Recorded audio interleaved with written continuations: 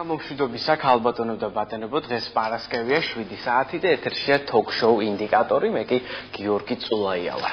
ჩვენ წინა გადაცემაში დინამოზე ვსაუბრობდით, თუმცა ტექნიკური მიზეზების გამო მაუწყებლობა შეფერხდა. ჩვენ კვლავ დინამოს იუბილეზე ვისაუბრებთ ამ გადაცემაში. ჩვენ ვილაპარაკეთ დინამოს წარსულზე ვეტერან ფეხბურთელებთან ერთად. ეხლა კი ვისაუბრებთ დინამოს მომავალზე.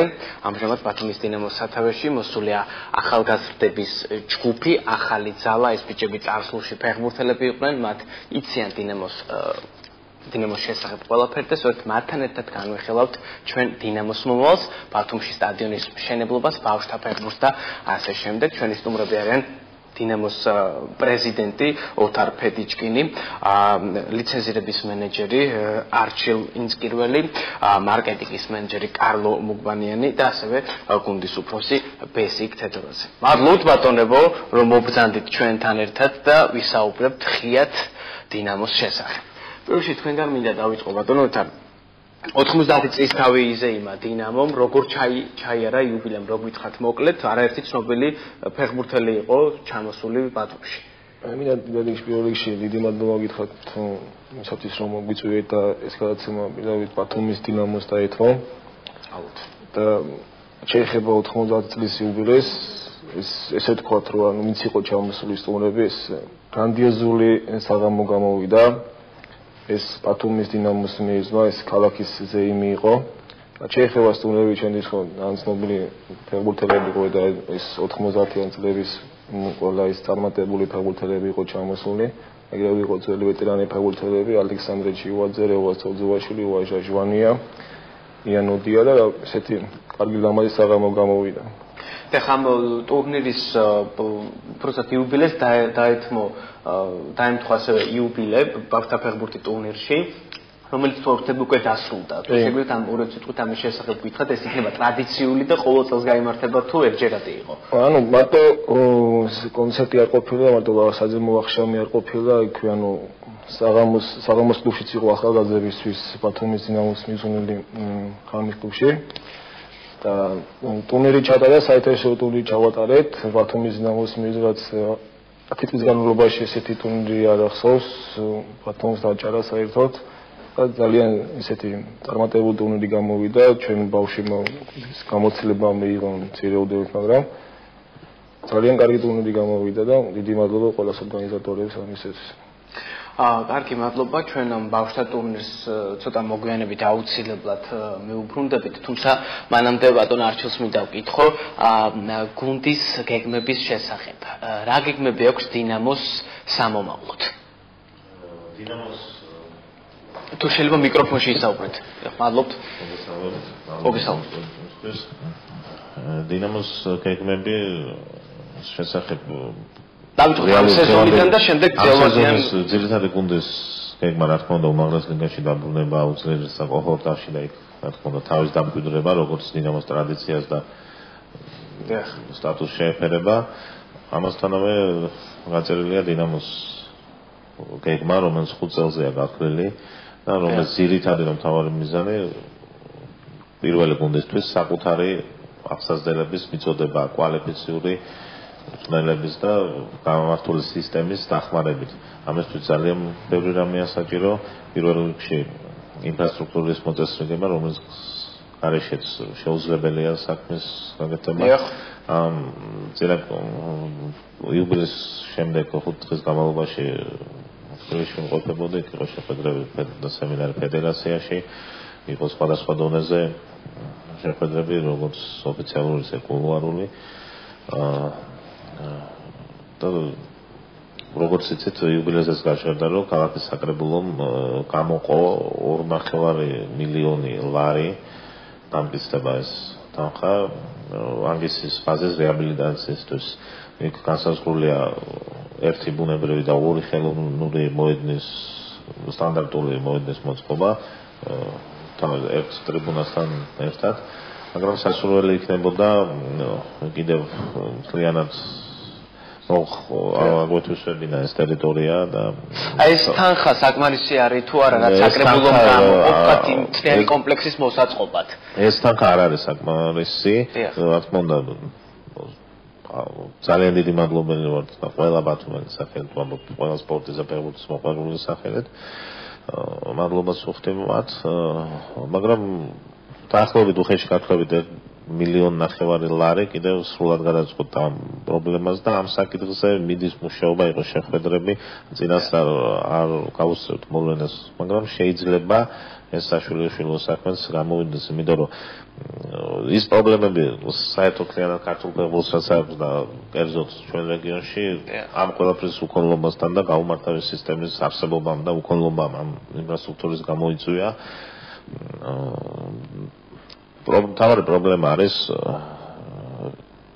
ბავშვთა ფეხბურთის გაუმართლება საერთოდ კლიანად საქართველოში. ძირითადი თანხებიც და მთელი შრომაც უნდა მიმართული იყოს ამ მიმართულებით და ეს ფუძეა მთელი პირამიდის. და ეს თუ არ გვექნა, თუ არ გახდა ფეხბურთი მასობრივი და იქიდან თუ არ წამოვიდა შევსება და ეტაპობრივი განვითარება, ისე ყოველთვის პრობლემების წინაშე აღმოჩნდა. აი ანგისის ტერიტორია ახსენეთ თქვენ ბატონო არჩილ, აი იქ თუ შეგიძლიათ გითხრათ რა კონკრეტულად რა უნდა აშენდეს თქვათ აი ამ თანხებით. ეს იქნება სტადიონი, გამოსაცვლელები, აი თუ შეიძლება დეტალურად რო გითხრათ ამ ინფრასტრუქტურის. ამ თანხით ვისაუბრებ იმ თანხაზე, რომლის გამოყოფაც თითქოს გადაწყვეტილი აქვს უკვე საკრებულოს. ამ თანხით მოიწყობა 3 მოედანი, რომელთაგან ერთი იქნება ბუნებრივი სათამაშო, რომელსაც გამოიყენებს ძირითადი გუნდი და 2 ხელოვნური სტანდარტული მოედანი. ამავე დროს ჩვენთან ერთად ანგისის ბაზაზე ამ წუთას ვარჯიშობენ მორაგბეები, მათაც უშენდებათ გამოყოფილია ტერიტორიას თანხებით თანამედროვე ბაზა, სარაგბო და სანამ ეს აშენდება, რა თქმა უნდა, ერთად ვიქნებით და გავიღებთ ამ დინამო თუ შეძლებს თამაშების მიღებას ამ სტადიონზე, ჩატარებას. ქალაქის ხელმძღვანელობამ გამოთქვა მზაობა, რომ აშენდეს ტრიბუნაც, ასე რომ ვთქვათ, კაპიტალური ტრიბუნა, სადაც იქნება ინდივიდუალური სკამები მოეწყობა, იქნება პრეს-ლოჟა, ლოჟა, ვიპ-ლოჟა, ტრიბუნის ქვემოთ მოეწყობა გასახდელები, საჯდაო ოთახი, დელეგატის ოთახი, სამედიცინო ოთახი და პლუს კიდევ რამოდენიმე გასახდელი ასაკობრივი გუნდებისთვის საპრესკონფერენციო დარბაზი. ჩვენ ფედერაციასთან ერთად ვიმუშავებთ, სალიცენზიო კომიტეტთან ერთად. გვექნება ასევე ურთიერთობა ამ მშენებლებთან, ამ კომპანიასთან, ვინც გაიმარჯვეს ტენდერში და ამ სამუშაოებს წარმართავს და ყველანაირად შევეცდებით აუცილებლად, რომ იმ სათამაშო მოედანმა დააყენოს უსაფრთხოების ყველა ის ზომა და ყველა ის სტანდარტი, რაც ითვალისწინებს უმაღლეს ლიგაში მატჩების ჩატარებას და გუნდს მიეცემა სახში ბათუმში და საკუთარი პუბლიკის წინაშე, კონსერვატორების წინაშე საშინაო მატჩების ჩატარება. კარგი, მადლობა ბატონო არჩილ, ჩვენ ამ თემას ისევ კვლავ დაუბრუნდებით ამ გადაცემაში. მევონებდე ბატონ კარლოს მინდა ვკითხოთ, თქვენ მარკეტინგის მენეჯერი ბრძანდებით, თუ მიმდინარეობს მოლაპარაკებები სპონსორებთან, რათა მოიზიდოთ თქვათ კერძო კაპიტალი გუნდში. პირველ რიგში მოგესალმებით. უღმესი მადლობა მინდა მოწვევისთვის გადაგიხადოთ, მოგესალმებით ტელემაყურებლებსაც.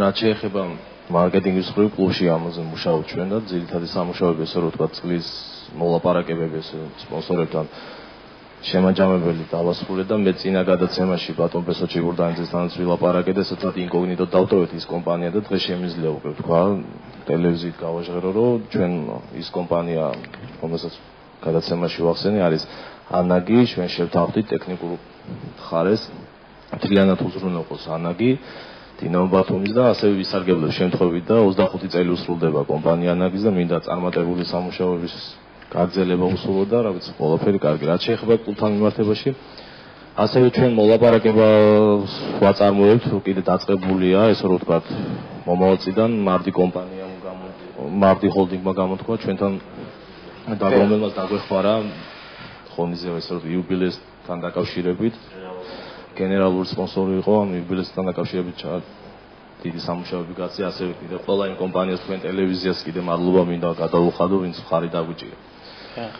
კლუბში ასევე კიდე მუშაობ სპონსორთან, ჩვენ ასევე არ ვიწყებ ჩვენ ერთგულ კომაგებს, ესე რომ ვთქვა, შავი ზღვის პირატებს და მე მინდა უდიდესი მადლობა გადავუხადო განული სეზონისთვის, რომელმაც ერთგულად ხარი დაგვიჭირეს და ხარი დაუჭირეს თავიანთ საყვარელ კლუბს. და მუშაობთ ამ საკითხთან დაკავშირებით, რომ კლუბი მუშაობს, რომ მთლიანად დასპონსორდეს ჩვენი ფან-კლუბის მგზავრობა, გადაადგილება.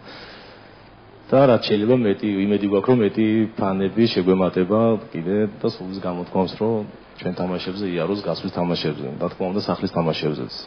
განჩენი მხრივ კიდე აქტიური მოლაპარაკებები გვაქვს კიდე სხვადასხვა კომპანიებთან, უბრალოდ კიდე დავტოვებთ ისე ვთქვათ. საერთოდ, თუმცა ამ ეტაპზე შევთქვათ, რომ დინამოს ყავს უკვე სპონსორი მოძიებული. გმადლობთ, დიდი მადლობა.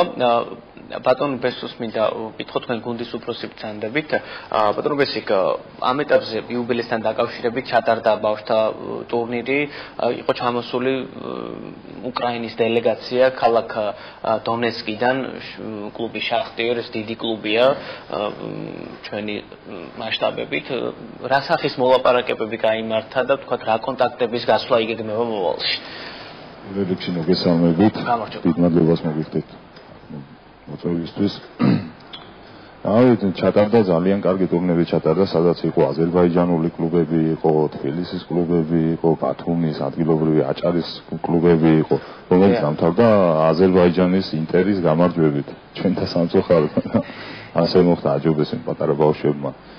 ჩვენთან იუბილეზე ჩამოსული იყო დონეცკის შახტიორის წარმომადგენელი, უფრო სწორად რო ვთქვათ, ბავშვთა ფეხბურთის ერთ-ერთი წარმომადგენელი პროხომენკო, რომელიც ძველ დროს ლანჩხუთის გურიაში თამაშობდა და ძალიან კარგი ფეხბურთელი იყო. მას ჰქონდა მოლაპარაკებები, რავი, მერიასთან, ყველასთან, რა, ვისთანაც შეიძლებოდა ბავშვთა ფეხბურთის განვითარებაზე იყო, გეგმები ჰქონდა რაღაც ჩამოტანილი და რამდენად გახორციელდება ეს უკვე ფინანსებთანაა დაკავშირებული და უფრო სხვა დონეზეა გადასაწყვეტი და ნახოთ რა. აი მე ბავშვთა ფეხბურთს მინდა შევეხო, ვთქვათ, აქ ჩატარდა ტურნირი, რომელშიც აზერბაიჯანულმა გუნდმა გაიმარჯვა. ეს ხელს უწყობს განვითარებას ბავშვთა ფეხბურთის, რასაკვირველია, თუმცა მე მინდა ეს ფაქტი გავიხსენო, მე თვითონ ვარჯიშობდი დინამოში 86 წლის 1986 წელს დაბადებული თაობის წარმომადგენელი ვიყავი და მაშინ ძალიან ისეთი გარდამტეხი პერიოდი იყო, ფაქტიურად სტადიონი დაინგრა, ქსენა აშენდა, დაანგრეულ სტადიონზე გვიწევდა ვარჯიში, ჩაისუბანში მახსოვს ვარჯიშობდით მუხლებამდე ტალახში ჩაფრულები დავდევდით ბურთს. 43 ბავშვი ირიცხებოდა მაშინ გუნდში, კოტე გობეჯიშვილის გუნდი იყო, მე მოვიკითხავ ბატონ კოტეს ჩვენი ეთერის მეშვეობით, თუმცა 43 ბიჭიდან დიდი ფეხბურთი, დიდი კი არა ჩვეულებრივი ფეხბურთიც ვერც ერთმა ვერ ითამაშა. აი მსგავსი პრეცედენტები რომ არ განმეორდეს. აი რა უნდა გაკეთდეს ამის? მაგისთვის წაღან აჩიკონ ძალიან კარგად ახსნა, რომ საჭიროა ინფრასტრუქტურა პირველ რიგში. მერე ის მიმართულება, რასაც ახლა ჩვენი განვითარების მენეჯერი და მთელი შტაბი, სამსმელო შტაბი აკეთებს ბავშვებისთვის რა. მაგრამ პირველ რიგში ყველაზე მთავარი რაც არის, ეს არის გამართული ინფრასტრუქტურა, სავარჯიშო პირობები ბავშვებისთვის. დანარჩენი შედეგი ნელ-ნელა მისით მოვა რა. კარგი, მადლობა ბატონ ოთარს ვკითხავ. თუ შეიძლება ვთქვათ მარტო ენთუზიაზმით, აი ბავშვის მონდომებით ვთქვათ ვარჯიშით და ამით ბავშვი გახდეს მომავალში უკვე ფეხბურთელი. აი ინფრასტრუქტურის გარეშე და პირობების გარეშე. თუ არის შესაძლებელი ეს. თქვენ ახლა უკეთ კარგად ჩვენ სტარსულში რომ ფეხბურთელი იყავით, თამაშობდი ფეხბურთს, უკეთ გესმის ეს სიტუაცია თქვა. როგორ შეიძლება ამ შემთხვევაში? ანუ ჩვენ მამების თაობას არ ქონდათ ეს პირობები ინფრასტრუქტურა გამართული არ ყო, მაგრამ ისეთი ფეხბურთელები გამოვიდა, მთელი მსოფლიო ალაპარაკეს. რა თქმა უნდა, ინფრასტრუქტურა საჭირო არის, რა თქმა უნდა, ბავშვები გაინტერესდეს, რა თქმა უნდა, საერთაშორისო ტურნირები საჭირო არის, რომ ჩატარდეს. ეხლა მაგალითად ეს დონეცკის წარმომადგენელი იყო ბატონი პროხომენკო ჩამოსული, ჩვენ რაღაც ვისაუბრეთ. აი რა სარგებელი შეიძლება მიიღოთ თქვათ შეხვედრიდან? ანუ ჩვენ რა თქმა უნდა ეს დონეცკი ტარდება გაზაფხულზე საერთაშორისო ტურნირი, სადაც ესპანეთის გუნდები ჩადის, პორტუგალიის, რუსეთის გუნდები ჩადის და იქ მოხვედრა უკვე ბათუმის დინამოს ის ბავშვთა სკოლის მოხვედრა იქნება ძალიან დიდი წარმატება და რა თქმა უნდა ძალიან დიდ გამოცდილებას მიიღებს ჩვენი ბავშვები. და ესეთ რაღაცებს უკვე დაინტერესებულა თურქეთშიც გვაქვს მოლაპარაკება, უკრაინაში, ეხლა საზღვარიც გაიხსნება, ეხლა რუსეთში საიქაც გავიყოთ ჩვენ ბავშვებს და უკვე გაძლიერდება ბავშვთა სკოლა. კარგი, მადლობა. ეხლა აჩიკო საუბრობდა რომ უნდა აშენდეს ანგისის ტერიტორიაზე კომპლექსი სტადიონი, სადაც თქვა დინამო შეძლებს თამაშების მიღებას. თუმცა წინა ხელისუფლების დროს საუბარი იყო რაღაც სტადიონის მაკეტზე, რომელშიც ძალიან დიდი თანხა დაიხარჯა თავის დროზე, თუმცა შემდეგ ამ სტადიონის მშენებლობა საბოლოოდ შეწყდა თუ შეფერხდა, არ ვიცი, ამ ფლობთ ამის შესახებ ინფორმაციას, როდის შეიძლება თქვა დაიწყოს დიდი სტადიონის მშენებლობა ბათუმში, დიდზე საშუალო დონის სტადიონის. რა თქმა უნდა, ეხლა იმის საკმარისი იქნება თუ არა თქვა ის ანგისაზე აშენებული კომპლექსი, თუ ეს იქნება რაღაც დროებითი თავარ სტადიონამდე. რა თქმა უნდა, ეს საკმარისი არ იქნება ჩვენ ქალაქისთვის უკვე ჩვენი ფან-კლუბი უკვე დღითიდღე ძლიერდება, დღითიდღე ხალხი ემატება ჩვენ ფან-კლუბში რა 100 ადამიანი იყო ჩვენ კლუბში, დღეს 500 ადამიანამდე წევრი ყავს ჩვენ ფან-კლუბში. რა თქმა უნდა ეს იქნება ბათუმის დინამოს ბაზა იქნება, სადაც ჩვენი გუნდი უვარჯიშებს, სადაც ასაკობრივი გუნდები უვარჯიშებს.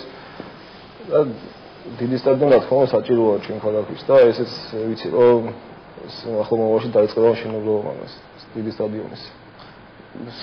სად შეიძლება აშენდეს ეს დიდი სტადიონი, თუ ფლობთ თქვენ ინფორმაციას ამის შესახებ? ჩვენ ინფორმაციას ახლა რომ ესე რომ ვთქვათ, როგორც ვიცი, ცენტრალური მთავრობა და ადგილობრივი მთავრობა ერთად მსჯელობენ და საბოლოო დასკვნას მე გადავიდა. როგორც ვიცი, მოლაპარაკებები მიმდინარეობს ადგილის შერჩევასთან დაკავშირებით. და ასე მაინტერესებს თქვენი აზრით თუ დაიწყება სტადიონის მშენებლობა, რაც აუცილებლად უნდა მოხდეს, ბათუმს ჭირდება ნამდვილად სტადიონი დინამოს. თქვათ ამ შემთხვევაში სტადიონი უნდა იყოს ოლიმპიური სისტემის თქვათ გათვლილი იქ ანვარჯიშზე და ასე შემდეგ ძლევოსნობაზე თუ უნდა იყოს წმინდა საფეხბურთო ინგლისური სტილის სტადიონი. ეს ყველაფერი ზედიზად თანხებთან არის დაკავშირებული. რაც უფრო მასშტაბურია სტადიონი, რა თქმა უნდა, უფრო მეტი დახანჯდება მის აშენებას. ამიტომ რა თქმა უნდა, აუცილებლად არის საჭირო ქალაქში სარბენი ბილიკები, ძლევოსნობის სექტორი, რომელიც ასე რომ ვთქვათ, სავალალო დღეშია. ფაქტურად არაფერი არ არის მახრე და ეს აუცილებელია მთლიანად ნებისმიერ სპორტის სასწრაფო ძლევოსნობა. კარგი, მადლობა. კარგი, მადლობა. მოდით ისევ დინამოს მივუბრუნდეთ. აი ამ წუთებში რა ვითარებაა დინამოში? სად ვარჯიშობს გუნდი, როგორია მისი დღის წესრიგი და იგეგმება თუ არა თქვათ მომავალში ცვლილებები? ამ ეტაპზე გუნდი ისვენებს 16 იანვარს იკრიბება გუნდი. ჩვენი გუნდი ისევ კობულეთში განაგებს ვარჯიშს, რაც ჩვეულებრივი ფაქტი არის. რა ვიცი, გუნდში მეგობრული განწყობა არის, ერთი ოჯახი არის. ყველა ერთმანეთს შევცერით ბიჭები და ერთმანეთს გამატებულად ვართ. კარგი, კარლოს მინდა ვკითხო მოფანიანს, თქვათ პირველ ადგილზე ამ წუთას დინამო, ხო? მოხდება თქვა რა ცვლილება ტრანსფერების მხრივ, ანუ გააპირებთ რა განხორციელებას ტრანსფერების? ამ მხრივ ჩვენ მოლაპარაკებები გვაქვს უკვე რამოდენიმე ფეხბურთელთან, თითქმის დასრულებულია, უბრალოდ სახელ და გვარებს არ გავამჟღავნებ. რა თქმა უნდა, კლუბს ჭირდება გაძლიერება, ჩვენ არ კმაყოფილდებით ამ კონტინენტით, რაც დღესდღეობით კლუბშია. და რამოდენიმე ფეხბურთელს სადაც იანვრის რიცხვებში უკვე ჩვენ პრეზენტაციასაც გავაკეთებთ, გუნდის სანამ შეკრებაზე წავა და საჯარო გახდება ყველა ეს ფეხბურთელი, ვის დამატებასაც ჩვენ ვაპირებთ. მოლაპარაკებები მიმდინარეობს საკმაოდ კარგ ფეხბურთელებთან, რომელიც ღირსეულად გააგრძელებენ და ყველას იმედი გვაქვს, რომ წარმატებას მოვუწევს ბათუმის დინამოს და იმ მიზანს, რაც ჩვენ გუნდს დასახული აქვს. კარგი, მადლობა. ბატონ ვესოს გითხავ, თქვენ ასე ვიცოდით დინამოს ღირსებას. მე მინდა გითხოთ, აი ამ დროისათვის, აი რა ჭირდება დინამოს ფეხბურთელს იმისათვის, რომ თავი იქნოს კომფორტულად და როგორია მათი დატვირთვა, იგივე ფიზმომზადების მხრივ და ასევე ვთქვათ დღის განრიგი როგორია მათი. ვიცი, ამ წუთას ცოტა პატარა უჭირთ ფეხბურთელებს ის, რომ უწევთ დიდი გზის გავლენა. უბრალოდ სავარჯიშოდ მარტო ყველა დღე ფოგულეთში სიარული. დანარჩენი ახლა ვარჯიშთან დაკავშირებით რაც შეიძლება ყველაფერს აკეთებს ჩვენი ძმელთა სწავი, რომ ნორმალურად იგზნონ თავი. კიდე ჩვენგან რაც არის აუცილებელი, რომ ფეხბურთელმა როგორც საჭიროა ისე იყოს, ყველაფერს ვაკეთებთ რა, რავი. ნორმალური პირობები აქვს დღეს. აი სატრენაჟო ოთახები თუ გაქვთ? მაგისტრის ჩვენ ცალკე დადიან ბიჭები. არის რა ხელშეკრულებით თქვა, გაკეთებული და ისე ვარჯიშობენ ტრენაჟერებში კი ბატონო. კარგი, მადლობა. ამით ჩვენ შეგვიძლია თითქმის ამოვწურეთ თემა, ვისაუბრეთ დინამოს თუ რამეს დაამატებთ. ოთ კიდევ ერთი მინდა კითხოთ, თქვათ, რა ვადებში შეიძლება დასრულდეს კომპლექსის მშენებლობა, ბატონო არჩილ, რომელზეც თქვენ საუბრობდით. და შესაძლოა თქვა შემდეგ გაიყიდოს ბილეთები და მაყურებელი მოვიდეს სადე თუ როგორ იქნება ეს ყველაფერი. კომპლექსის მშენებლობა შესაძლოა დასრულდეს თუ ამინდება შეუწყო ხელი ყველაფერი ეგმის მიხედვით განვითარდა სამთვეში.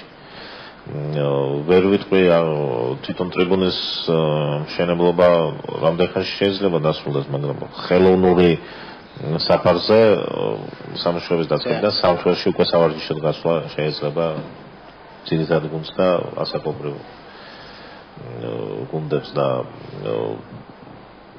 რაც შეეხება ტრიბუნას და ბუნებრივ მინდორს ყოველ შემთხვევაში ახალი სეზონიდან ბათუმის დინამო ივლისის ბოლო აგვისტოდან სახლში ჩაატარებს თამაშებს ბათუმში. კარგი, მე მინდა ასევე კითხო თქვენ ბატონო რამდენად განვითარებულია დღეის მდგომარეობით ფეხბურთის კულტურა რეგიონში, აჭარაში?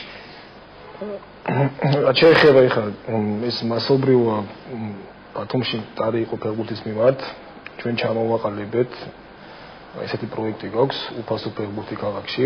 ჩვენ ამ უბრალოდ ნორმალური მოედნები არის. ჩვენ იქ წვრთნას ნიშნავთ, ვაძლევთ ბურთებს, ვაძლევთ ფორმას. ანუ უკვე მშობელს ეთოდინება რომ თავისი ბავშვი ჩამოდის სეზონში და ეს ვარჯიშობს წვრთნელი, ნორმალური წვრთნელი. ანუ მასობრივად უნდა გავხადოთ ჩვენ ფეხბურთი რეგიონში. ანუ ეს უკვე იწყება. ჩვენ აქტიურად მოვედით და აქტიურად გრძელდება ეს პროცესი. და ჩვენ ყველგან გავაკეთებთ რომ ეს ესე თქვა ბუმი იყოს აჭარაში ფეხბურთის.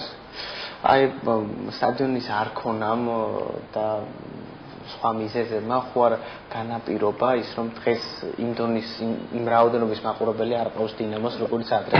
რა თქმა უნდა, ხა ჩვენი თაობის ბიჭები ფეხბურთს თამაშობდით, მოწადინებული იყავით, სულ ფეხბურთი 24 საათი ფეხბურთზე ფიქრობდით, მაგრამ ეგ ბენზე სტადიონი დაანგრიეს, ცენტრალური სტადიონი დაანგრიეს, არდაგანის სტადიონი დაანგრიეს. ანუ ბავშვი სადრი ვარჯიშობს, არანაირი პირობები აღარ შეუქმნის და გული აიცოვა ახალგაზრდობა. მაგრამ დღეს ეს უნდა დავუბრუნოთ ჩვენ ერთად, ყველა მეთქმა უნდა დავუბრუნოთ და ჩვენ ვითხოვთ ამას, რომ ახალგაზრდობა ითხოვს, რომ გუშლოთ და ეს უნდა დაბრუნდეს აჭარაში რა. ეს დაბრუნდება, რა თქმა უნდა.